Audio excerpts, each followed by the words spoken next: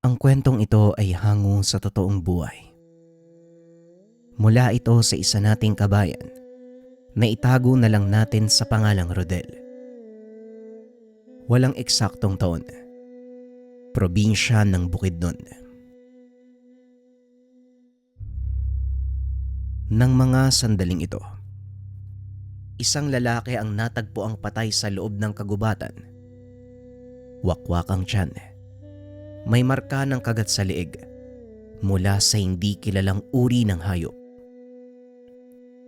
3 katao ang kasalukuyang naroon at patuloy na hinahanap ang may kagagawan.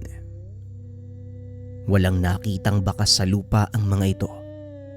Maliban na lang sa yapak ng paa ng biktima, isa itong dayong mangaso mula sa syudad. Sa kalagitnaan ng paghahanap, napatingala ang isa sa mga kalalakian. Nanlaki ang mga mata nang makita ang nilalang. Nakadapo sa sanga ng puno. Napasigaw ito ngunit huli na ang lahat. Bigla siyang dinamba ng nilalang. Dali-dali namang lumapit ang isa sa mga kasama nito. Pinagbabaril ang nakita. Sa kasamaang palad ay mabilis itong nakatalon pabalik sa itaas ng puno at hindi na muling nakita pa. Nabalot ng katahimikan ang paligid. Natanging pag-aagaw buhay ng kasama ang naririnig ng 2 lalaki. Ilang sandali pa ay tuluyan na itong namatay. At mula sa itaas ng puno, muling nagpakita ang nilalang. Kinagat sa leeg ang isa pa sa mga kalalakian. Mabilis namang nakatakbo ang kasama nito. Naiwan ang 2 habang pinagpepiestahan ng 3 halimaw ang kanilang katawan. Dali-daling pumunta sa bayan ang lalaki upang iulat sa otoridad ang pangyayari. Kaagad naman itong pinuntahan ng kinauukulan. Nakita ang bangkay ng 2 pang kalalakian. Anong nilalang ang nakita mo? At saan ang galing? Tanong ni Diego, isang binatang pulis. Ilang buwan pa lang ito simula nang makapasok sa serbisyo. Ngunit katakot-takot na krimen ng pagpatay ang kanyang nasagupa. Kaso nga lang ang kasong ito ay kakaiba sa lahat. Dahil kinuha ng kung sino mang salarin ang lamang loob ng mga biktima. Maging ang puso nito ay nawawala din. At ang isa sa mga ito ay kinuha maging ang utak. Ilang ulit tinanong ng binata ang lalaki. Ngunit isang katagalang ang palaging sinasabi nito. Aswang. Mukhang mahihirapan tayo sa kasong to, pare. Wala na sa katinuan yung nakasaksi, oh. Hindi na makausap ng maayos eh. Wika ng kasama nitong si Rico. Alam mo pare, ang hirap paniwalaan ang sinabi niya eh. Pero may mga naririnig kasi kung kwento sa bayan. May gumagala talagang aswang dito sa gubat. Tugon ni Diego. Pare, pulis ka ha? Naniniwala ka bang aswang nga ang pumatay sa mga yun? Kasi ako pare, sa totoo lang, mas kapani-paniwala pa kung sasabihin mong leon yung pumatay sa mga to eh. Muling wika ni Rico. Matapos ang investigasyon sa pinangyarihan, kaagad nang umalis ang 2. Ngunit hindi maalis sa isip ni Diego ang nangyari. Sa hindi malamang dahilan, tila lalong lumakas ang pagnanais nitong imbestigahan ang kaganapan.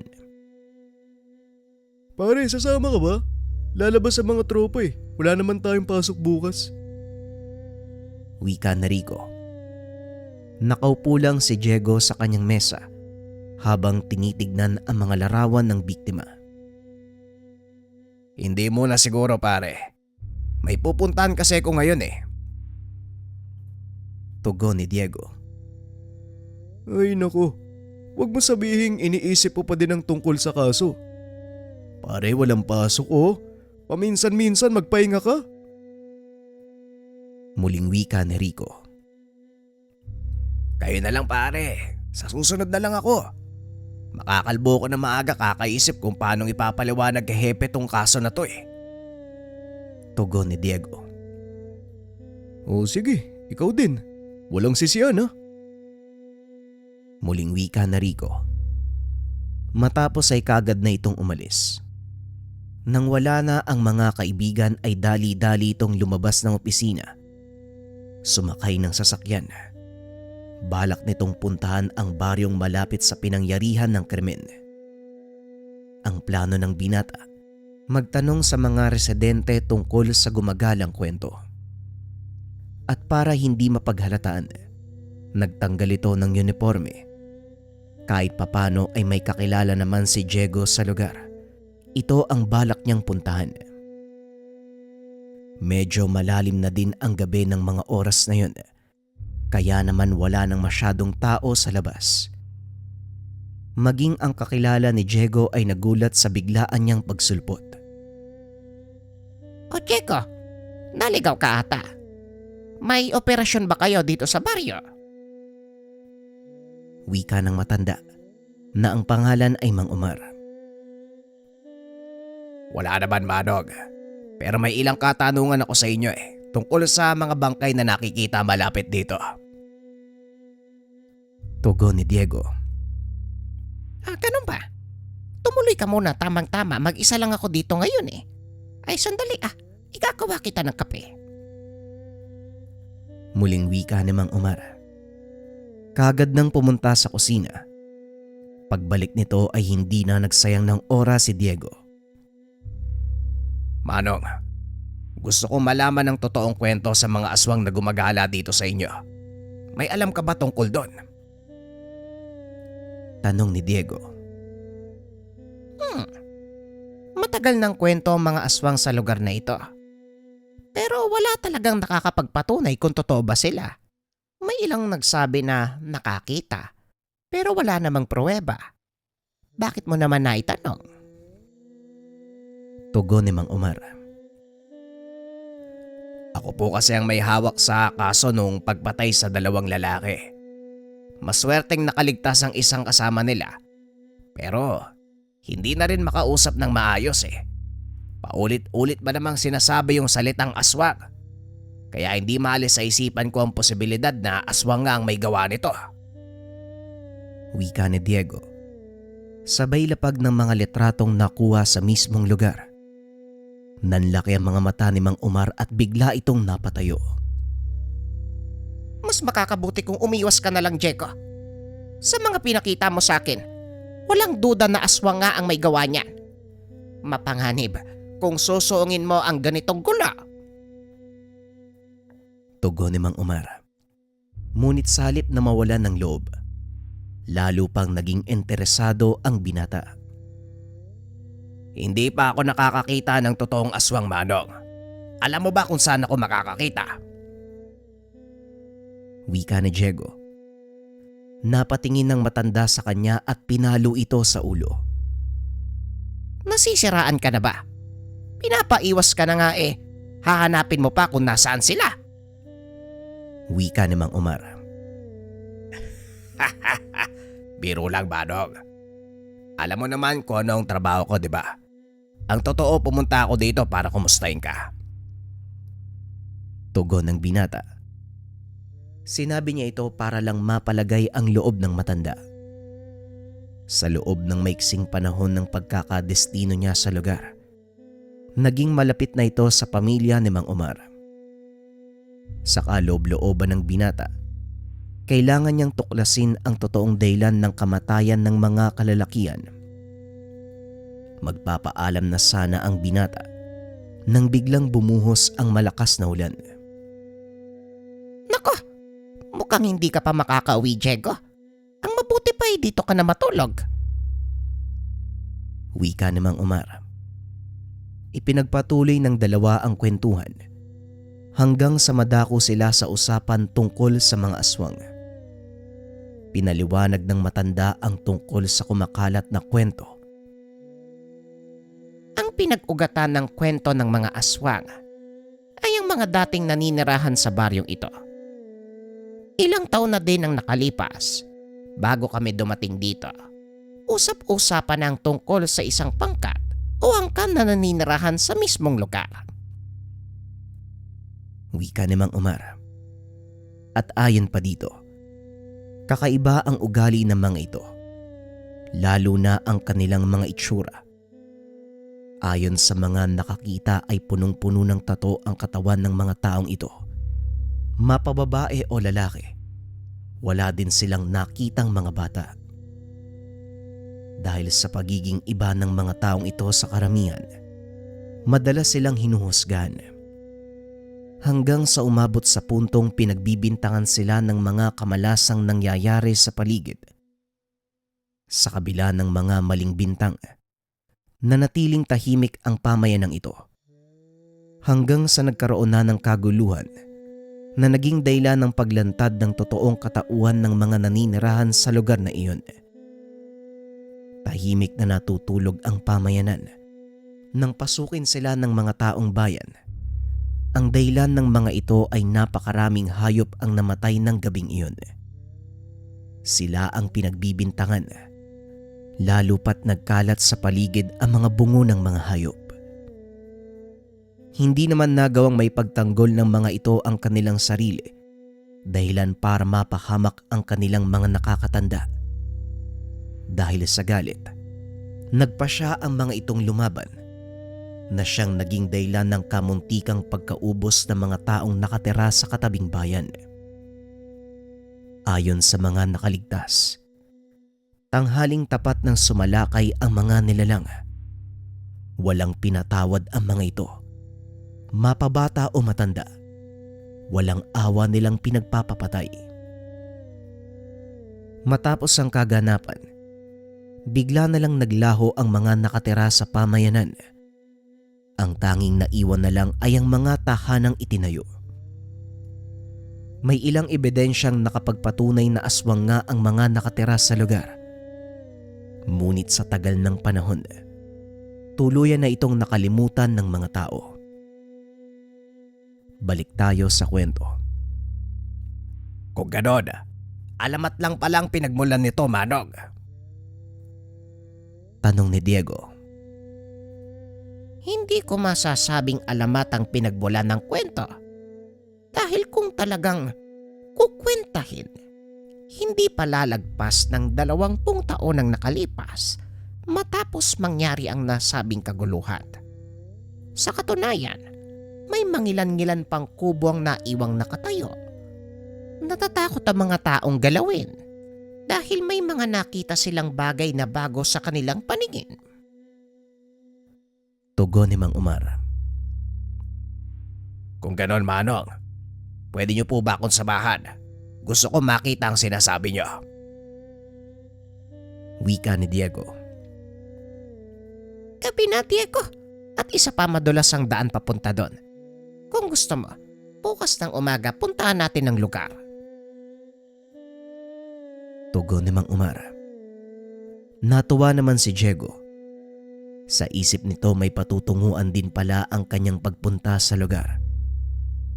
Kinabukasan gaya ng pinangako ng matanda, sinamahan nito si Diego sa mga kubo.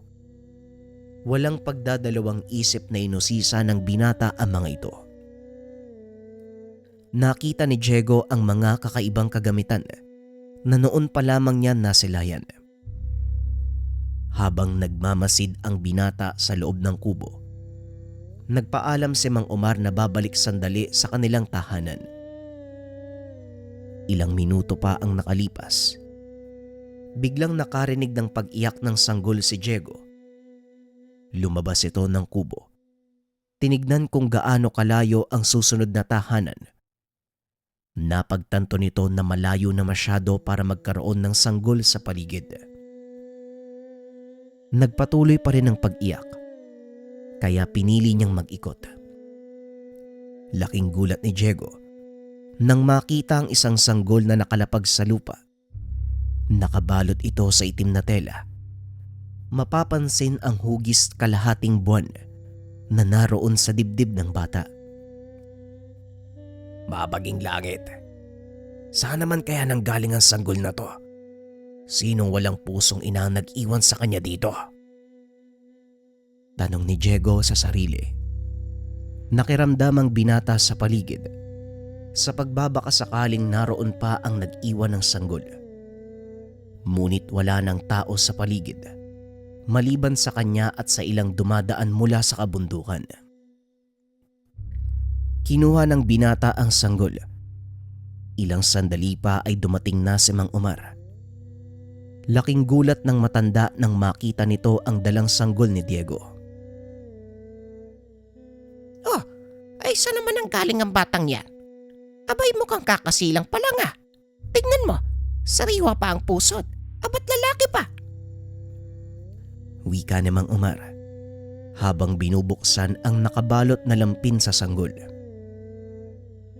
O nga po, Manong. Sino kayang walang pusong ina nag-iwan sa kanya dito? Tanong ni Diego. Mukhang wala na sa paligid ang sino mang nag-iwan sa kanya. Ang mabuti pa, dalhin mo na lang sa presinto ang bata nang may paalam sa kinauukulan. Wika ni Mang Omar.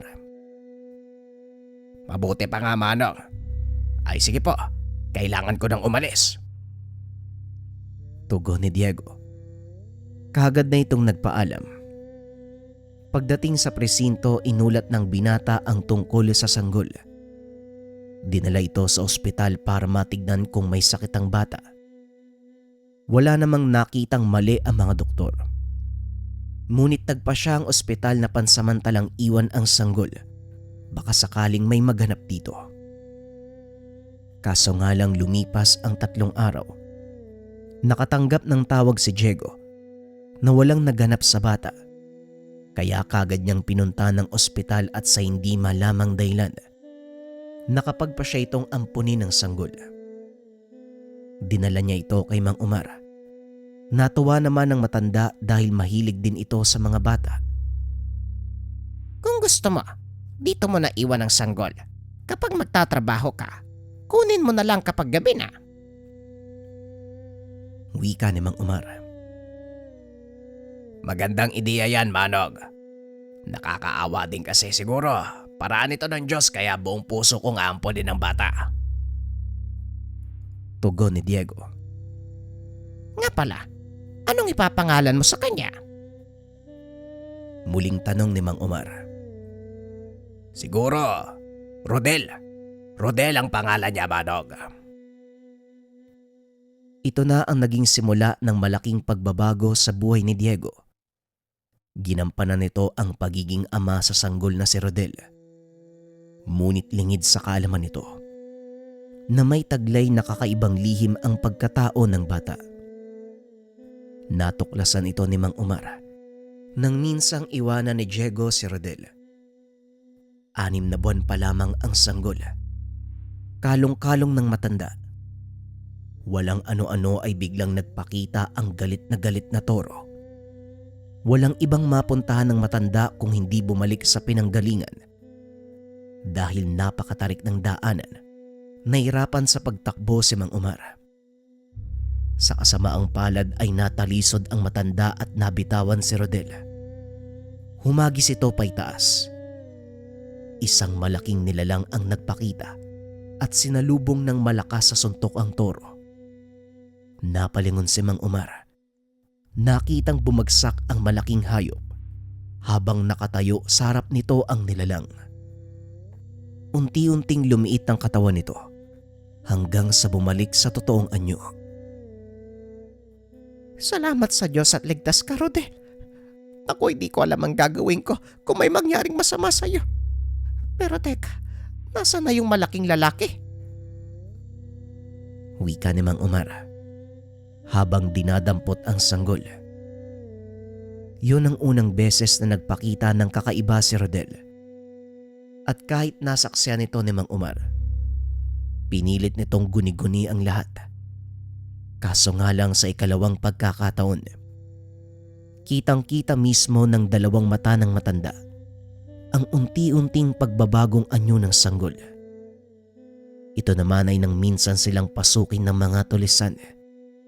Tinutukan ng baril ang matanda habang nililimas ang lahat ng kanilang ari-arian. Akmang babaralin pa sana ito ng mga rebelde nang biglang may umangil mula sa higaan ng bata. Inakala ni Mang Omar na tuta lang ito ng kanilang kamag-anak. Ngunit kalaunan, palaki ng palaki ang boses na umaangil mula sa kamang kinahigaan ng sanggol. Muling tumambad ang nilalang na nakita niya sa daanan. Sa pagkakataong ito, nakita niya ang marka ng nilalang sa dibdib. Kalintulad ng balat ni Rodel. Sinakal nito ang mga kalalakian. Hinagis palabas ng tahanan. Binaril din ang nilalang ng isa sa mga tulisan. Ngunit hindi tumalab ang bala sa katawan nito. Napatay ng nilalang ang dalawa sa mga tulisan, habang ang isa naman ay nagawang makatakas.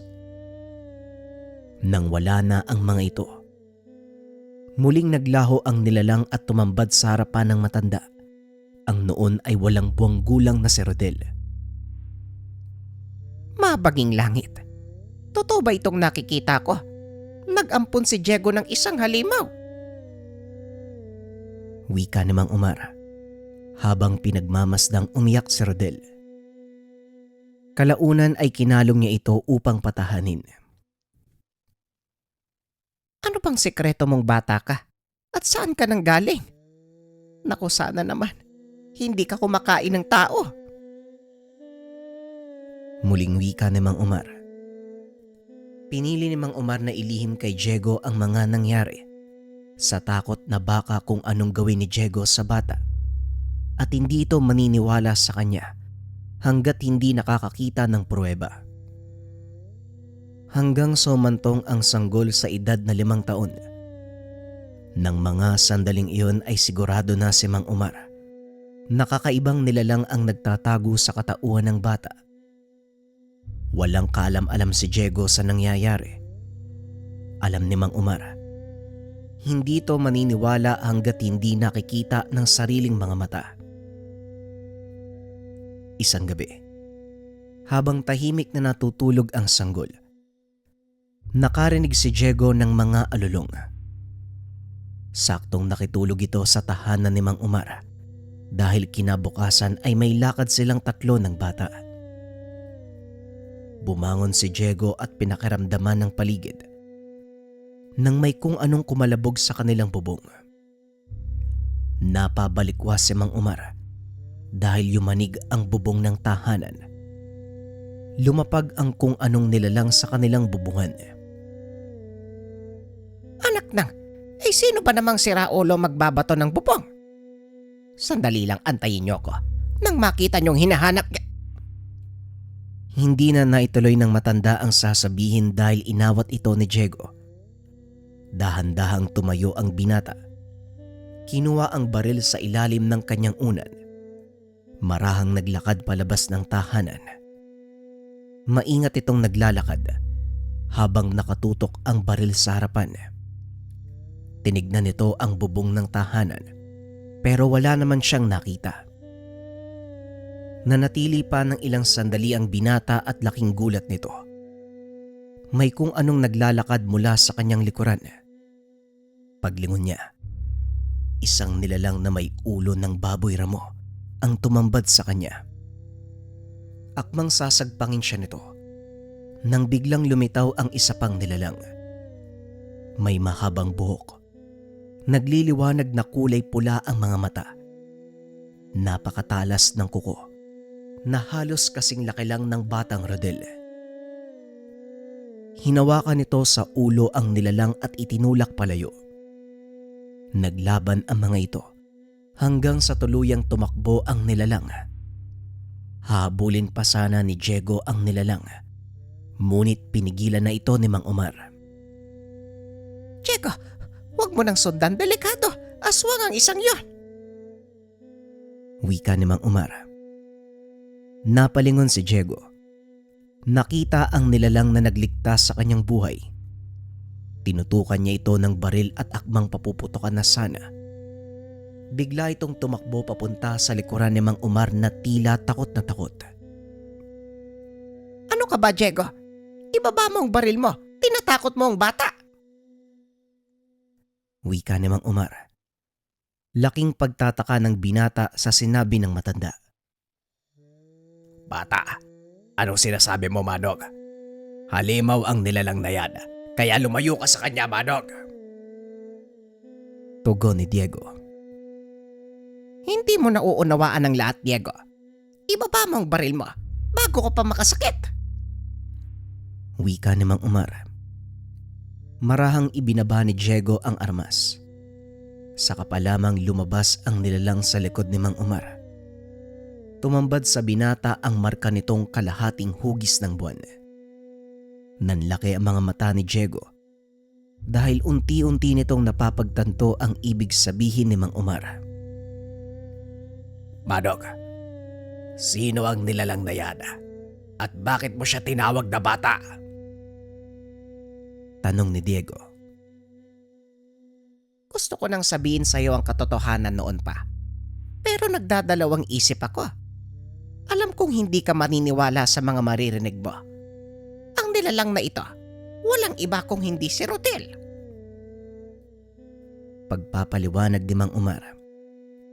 Parang binuhusan ng malamig na tubig si Diego sa mga narinig. Unti-unti nitong binitawan ang baril at naglakad papalapit sa nilalang. Dahan-dahan namang bumalik sa dating anyo si Rodel. Yumakap sa ama-amahan. Pasensya na po, Tatay Diego. Ayoko lang po kayong mapahamak eh. Wag po sana kayong magalit sa akin. Hindi naman ako masama eh. Wika ng paslit. Bagaman nakakaramdam ng takot, niyakap ni Rodel ang bata. Sa hindi malamang dahilan, tila nawala ang takot na nararamdaman nito. Huwag ka nang umiyak, anak. Hindi galit si Tatay Diego sa'yo, ha? Natakot lang ako kasi baka masaktan ka. Pasensya na, ha, kung tinutukan kita ng baril kanina. Tugon ni Diego. Muling bumalik sa loob ng tahanan ang tatlo.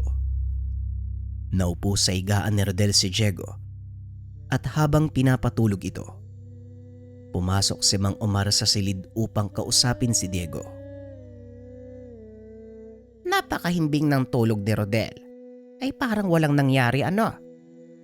Inosente ang isipan ng anak mo at alam kong hindi niya nauunawaan ang lahat.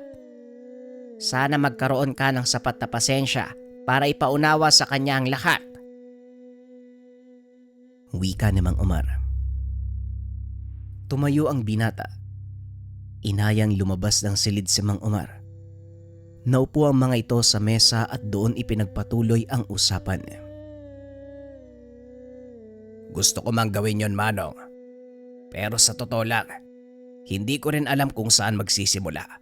Hindi ko alam kung saan nagmula si Rodel. Hindi ko alam kung anong klase siyang nilalang. Tugon ni Diego. Simula nung una kong makita ang pagbabagong anyo ni Rodel, nagkaroon ako ng hinala. Mula siya sa angkan ng mga gabo ng aswang. Pero hindi ako sigurado eh. Dahil ang pagkakaalam ko, walang kakayahang magbago ng anyo ang mga gabunan nang hindi pa ito tumutungtong sa tamang edad. Malakas sila, pero hindi pa nila kayang ipakita ang totoong anyo. Wika ni Mang Omar. Magulo ang isip ni Diego ng mga sandaling iyon dahil hindi niya alam kung saan magsisimula sa pagpapalaki kay Rodel. Sa totoo lang, Manong, hindi ko alam kung paano magpalaki ng nilalang. Hindi tao ang anak ko. Pero susubukan ko pa din. Wala naman sigurong mawawala sa akin, di ba? Tugon ni Diego. Ang maipapayo ko lang sa'yo, huwag mong ipilit ang buhay na gusto mo para sa kanya. Hayaan mo siyang mamuhay sa kung ano siya. Maniwala ka sa akin, magiging madali ang lahat para sa'yo at wala kang dapat ikatakot. Dahil hindi nasanay sa pagkain ng hilaw na karne si Rodel, kaya wala kang dapat alalahanin. Hindi siya mananalakay o papatay ng tao para kainin. Muling wika ni Mang Omar. Sinunod ni Diego ang payo ng matanda. Napatunayan nito na totoo nga ang sinasabi nito. Lumaking mabait na bata si Rodel. Namuhay ito ng normal. Pinag-aral ng binata ang paslit sa bayan at sinikap na mabigyan ng magandang buhay. Kahit na maayos ang lahat para sa kanilang dalawa, hindi pa rin inaalis ni Diego sa isipan na ang anak-anakan ay may tinatago na isa pang katauhan. Lumipas ang mga buwan. Namuhay sila ng mapayapa. Nakatira pa rin si Rodel kay Mang Omar sa kadahilanang delikado ang trabaho sa kanyang ama, na noon ay may mga nakabanggang malaking sindikato. Alam ni Diego na kayang ipagtanggol ni Rodel ang sarili, ngunit pinili nitong iiwas ang bata sa gulo. Tatay Omar, bakit minsan na lang pong umuwi si Tatay Diego? At kung umuwi man siya, hindi rin nagtatagal. Umaalis din kaagad. Hindi na po ba ako mahal ni Tatay? Tanong ni Rodel. Ay, naku kang bata ka, oo. Hindi sa ganon. Delikado kasi ang trabaho ng Tatay Diego mo bilang pulis. Kaya kailangan niyang lumayo sa atin para makaiwas tayo sa gulo. Maraming masamang tao ang humahabol sa kanya at ayaw ng Tatay Diego mo na mapahamak tayo. Ito lang ang tatandaan mo, Rodel, ha? Mahal na mahal ka ng Tatay Diego mo. O siya, maghugas ka na ng kamay at kakain na tayo. Nagluto ako ng paborito mong gulay. Tugon ni Mang Omar. Hindi naman mahirap paliwanagan si Rodel dahil kahit sa murang edad, napakalawak na ng pag-unawa ng bata. Kahit nasa paaralan ito, pilit niyang inuunawa ang mga kabataang nang aapi sa kanya. Kakaiba ang kulay ng mata ni Rodel. Kulay berde ang mata ng paslit. Nagbabago sa tuwing tatamaan ng liwanag ng araw. Madalas nakakaranas ng panunukso ang bata, ngunit pilit niyang inaalala ang mga bilin ni Diego. Kusa itong umiiwas, ngunit minsan talagang sinasadya ng tadhana at hindi maiwasan ni Rodel na gamitin ang nakatagong lakas. Isang hapon habang papawi, sinundan ito ng ilang kalalakian. Lasing ang mga ito at napagdiskitahan ng bata. Hoy mata, sandali lang. Hindi ba ikaw yung apo ni Mang Omar? Sa pagkakarinig ko, pulis daw ang tatay mo. Tanong ng isa sa mga kalalakian. Huminto naman si Rodel at sinagot ng maayos ang lalaki. Si Tatay Diego po. Opo, pulis po siya. Bakit po? Tugon ng paslit. Wala itong kamuwang-muwang sa mga nangyayari. Laking gulat ng bata dahil bigla siyang binatukan ng isa pa sa mga kalalakian. Sira ulo kang bata ka. Talagang pinagmamalaki mo pang pulis ang tatay mo, ah. Hindi mo ba alam, galit sa pulis tong kasama ko? Wika ng lalaki. Nakatitig lang sa mga ito si Rodel habang pilit na pinipigilan ang sarili. Hindi ba pag anak ng pulis matapang? Bakit parang iiyak ka na? Pangaasar ng lalaki. Muling binatukan ng kasama nito si Rodel. Sa pagkakataong iyon ay hindi na nakapagpigil ang paslit. Laking gulat ng mga kalalakihan nang bigla itong magsalita. Pinalampas ko yung unang pananakit mo sa akin eh. Pero hindi ko kayang gawin yung saktan mo ko ng 2 beses. Wika ng paslit. Ramdam sa boses nito ang galit. Ngunit tila hindi ito pansin ng mga kalalakian. Patuloy lang sa pagtawa ang mga ito. Hanggang sa hindi nila napansing nagbagong anyo na si Rodel. Hinila nito ang kamay ng isa sa mga lalaki. Napaluhod ang lalaki sa kanyang harapan. Walang pagdadalawang isip na sinakal. Huminto sa pagtawa ang isa. Natulala nang makita ang nilalang na may hawak sa kanyang kasama. Nanatili ang taas ni Rodel. Ngunit ang pangangatawan nito ay naging matipuno.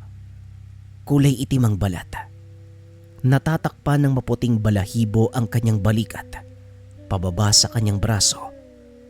Ang mga mata ni Rodel ng mga sandaling iyon, nagliliwanag na kulay pula.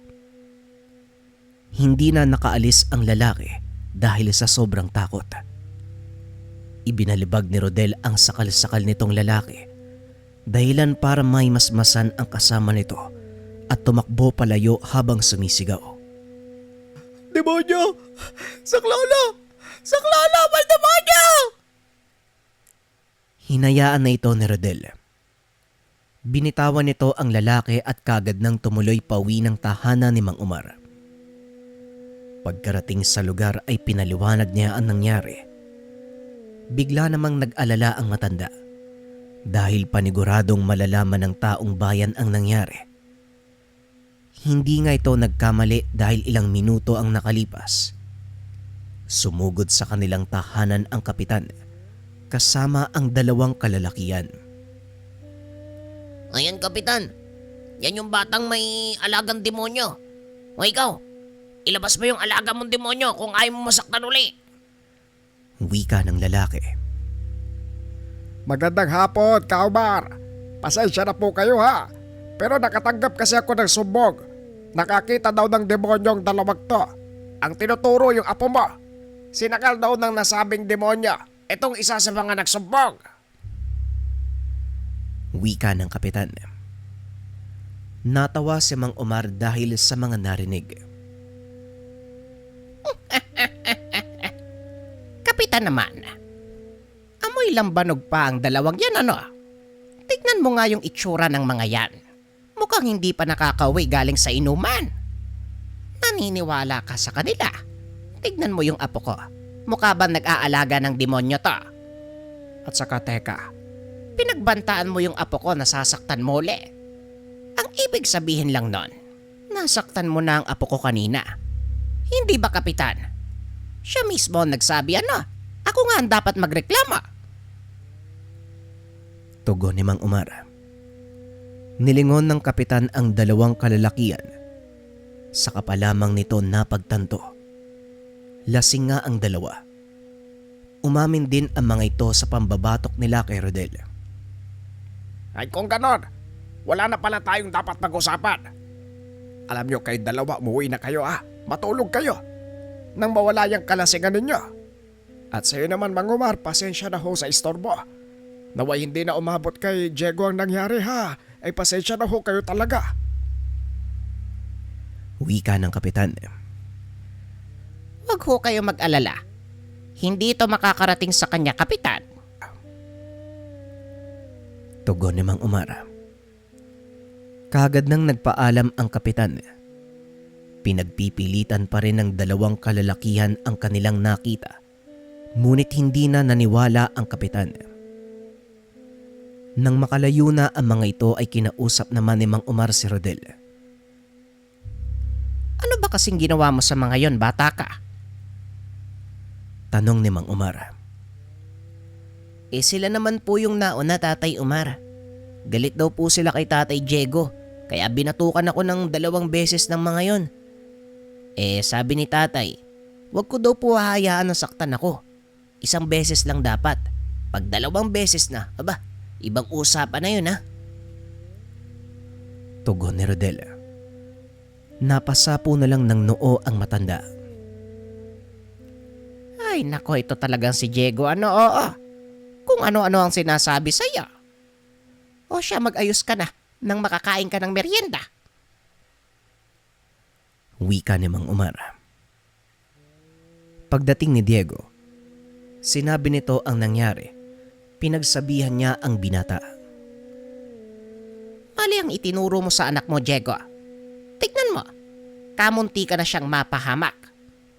Mabuti na lang talaga lasing ang mga taong yan. Hindi mo dapat tinuturo ang lumaban si Rodel. Alam mo naman kung ano ang maaaring mangyari, hindi ba? Wika ni Mang Omar. Alam ko po yan, Mang Omar. Pero ayoko lang din ho na inaapi siya ng kung sino-sino. Paminsan, kailangan nating lumaban. Tugon ni Diego.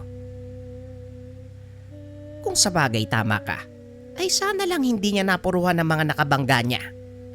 Alam mo bang napaaway siya dahil sa pagtatanggol sa'yo? Mahal na mahal ka ng batang yan, Diego.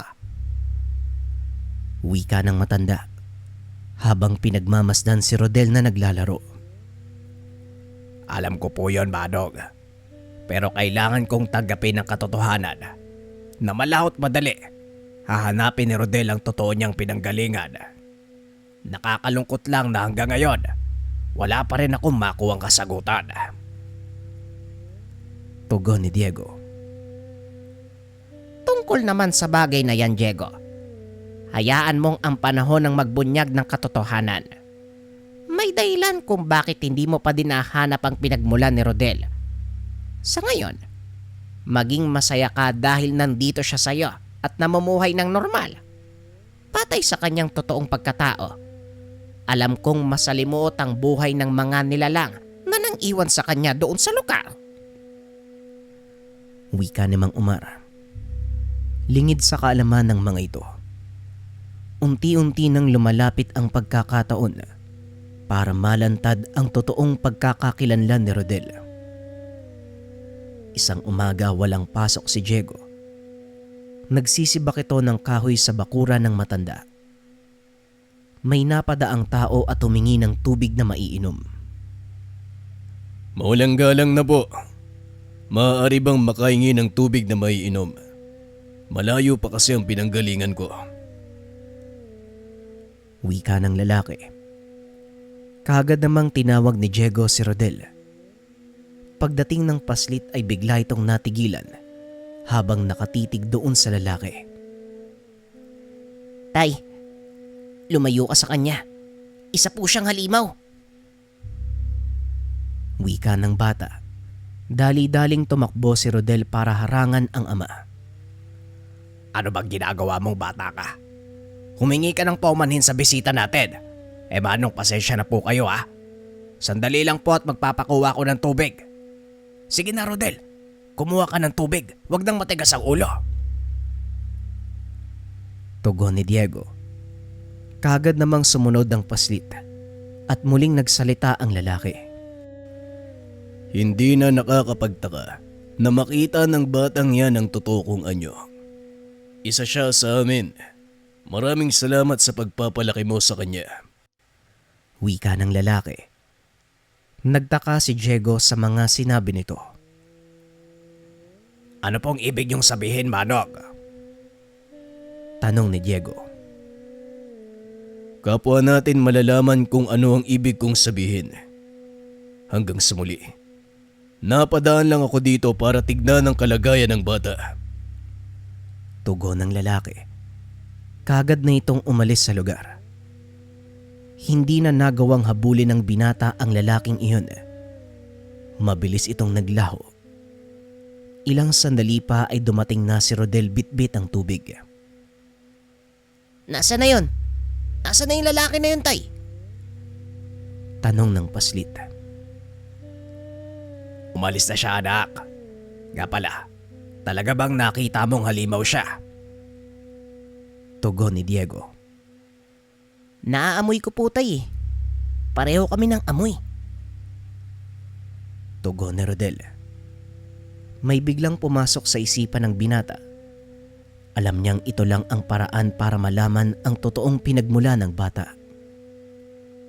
Kinagabihan, kinausap nito si Mang Umar. Alam niyang hindi sasang-ayon ng matanda dahil masyado itong delikado. Nasisiraan ka na ba ng ulo, Diego? Alam mo ba kung gaano kadelikado ang gagawin mo?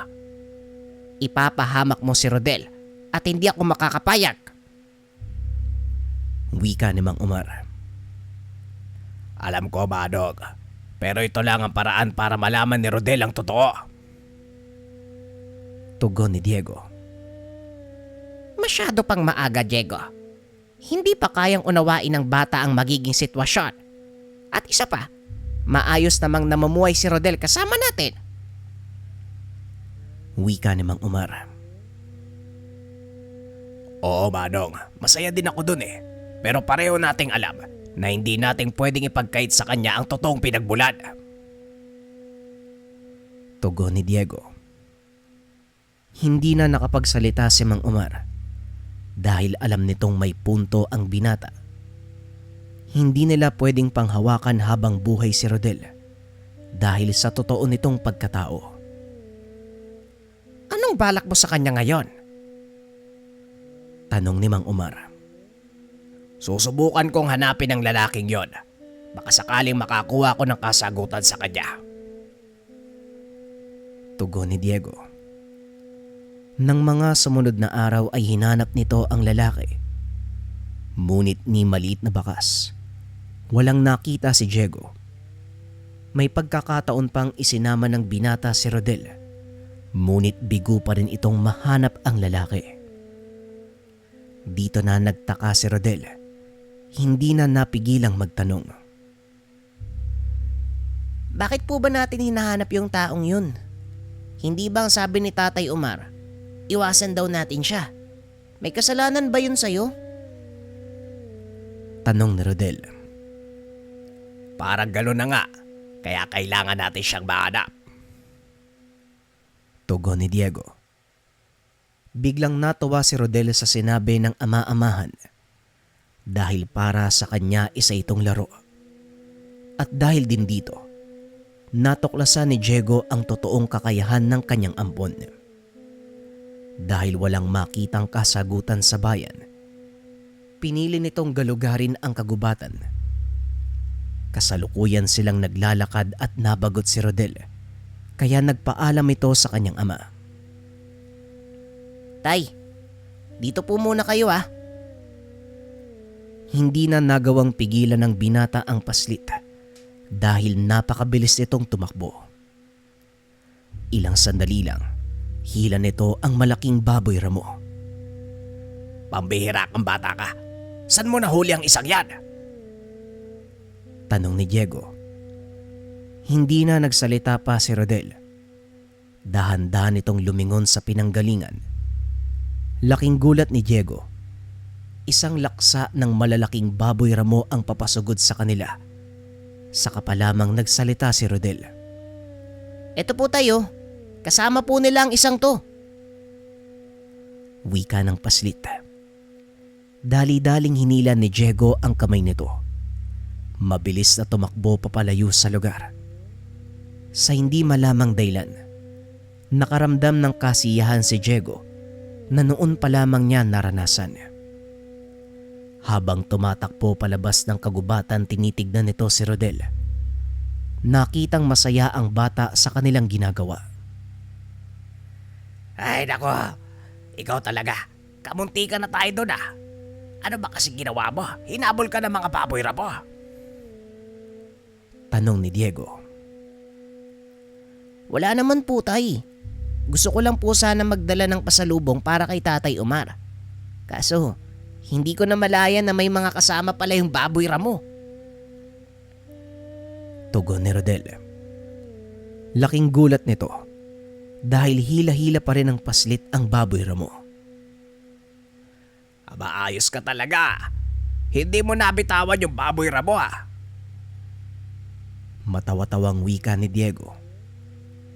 Pinili ng mga itong magpahinga sa kapatagang iyon. Dahil sa pagod, nakaramdam ng gutom ang dalawa at kinatay ni Diego ang baboy ramo. Biglang pumasok sa isipan ng binata na subukan si Rodel. Kinuha nito ang atay ng bagong katay na baboy. Inilagay sa harapan ng paslit. Tay, anong gagawin ko dyan? Tanong ni Rodel. Kainin mo. Tikman mo kung anong lasa. Tugon ni Diego. Ha? Anong sinasabi mo dyan, tay? Hindi po ako kumakain ng hilaw na karne. Gaya ng inaakala nyo. Para kayong si Tatay Omar eh. Sinusubukan din ako dati nun eh. Kadiri kaya? Wika ng paslit. Bagyang napaya si Diego sa sinabi nito. Kaya tinuhog niya ng patpatang atay. Inilagay sa tabi ng apoy para maluto. Dahil sa halimuyak ng naglulutong karne, hindi inakala ng dalawang makakainganyo sila ng ibang nilalang. idagdag mo pa ang malasang amoy ng dugong nagkalat sa lupa. Biglang nakarinig ng angil si Rodel. Kaagad siyang tumayo doon sa lugar. Tay, humanda ka. May paparating na mga aswang. Wika ng paslit. Teka. Seryoso ka ba, Rodel? Anong aswang? Opo, tay, seryoso ko. Nasa malapit lang sila. Tugon ng bata. Maya-maya ay naglabasan mula sa sukal ang mga nilalang. Meron silang mahabang nguso. Punong-puno ng matatalas na ngipin. Ang bunganga ng mga ito ay naglalaway sa sariwang karne. Biglang sumugod ang isa sa kanila na kaagad namang sinalubong ni Rodel. Habang unti-unting nagbabago ng anyo, pinagtutulungan ng mga nilalang ang paslit. Ngunit hindi nila magawang pigilan ang kamay nito. Tumilapon ng malayo ang bawat matamaan ni Rodel hanggang sa tuluyan ng mag-atrasan ang mga ito. Nang tuluyan ng mawala ang mga nilalang, muling bumalik sa dating anyo ang bata. Tay, ayos ka lang ba? Tanong ng paslit.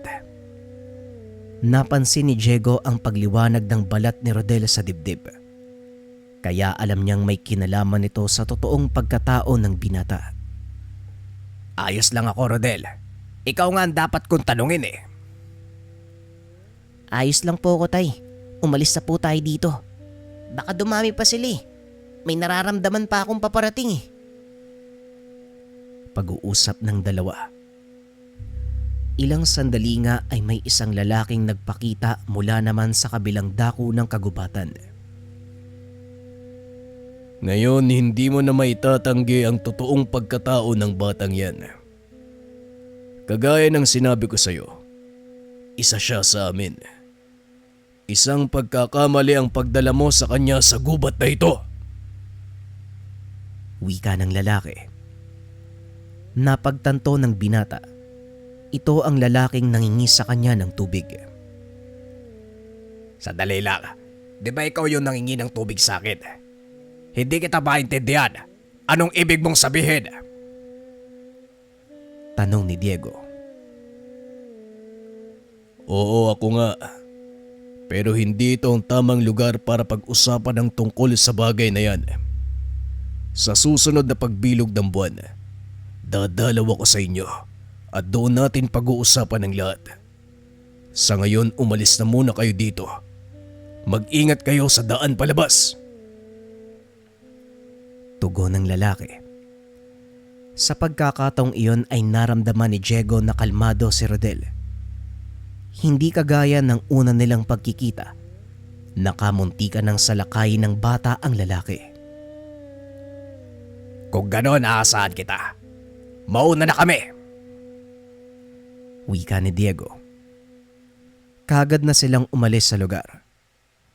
Saka pa lamang pumasok sa isipan ni Diego ang katanungan kung bakit napakaraming aswang sa lugar. Sino kaya yung taong yun? Bakit kaya pareho kami ng amoy?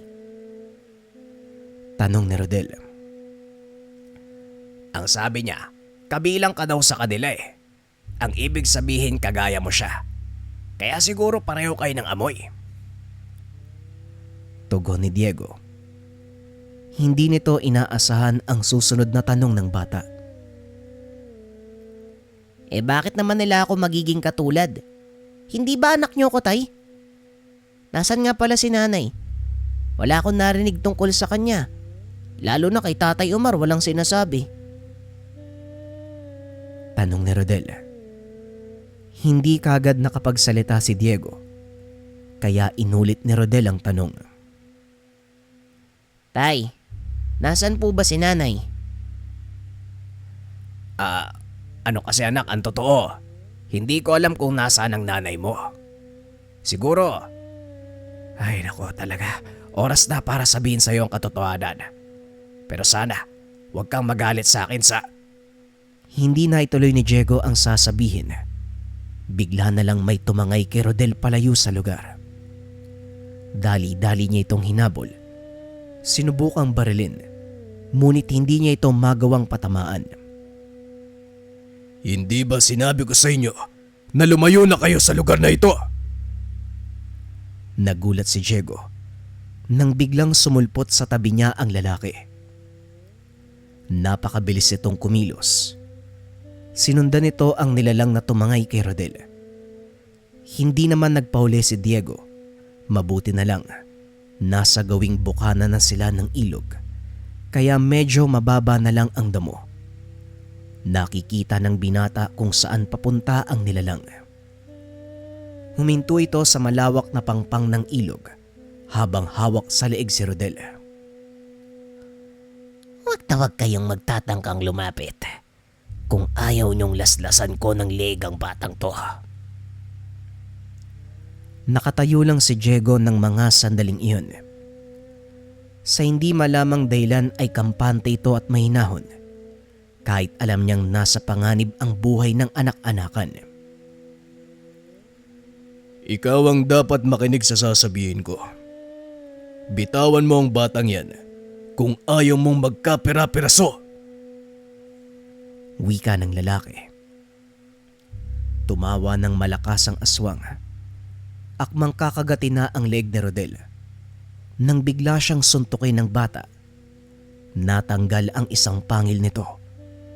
Napasigaw sa sakit. Dahilan para mabitawan nito ang bata. Laking gulat niya dahil iba na ang itsura ng paslit.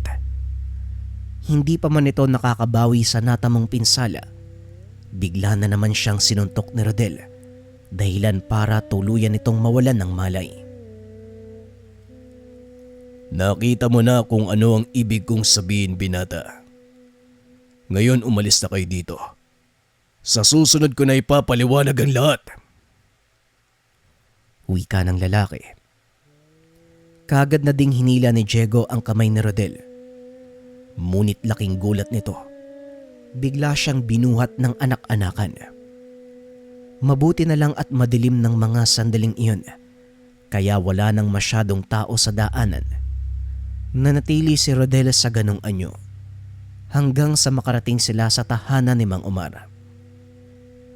Oh, anong nangyari sa iyong ama? At bakit puro putik ang mukha ng batang yan? Tanong ni Mang Omar. Ay nako Manong, maabang kwento. Pero sulit ang pagpunta namin sa gubat. Kailan ba ang susunod na pagbilog ng buwan? Tanong ni Diego. Bukas makalawa.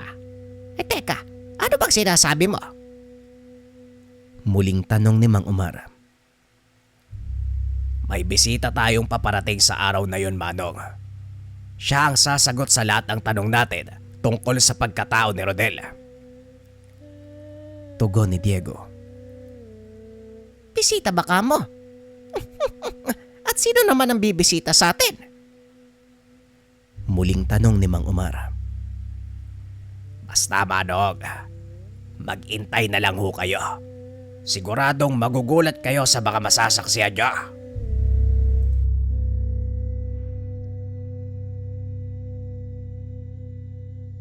Inform ko lang kayo na meron pa tayong last 3 pieces.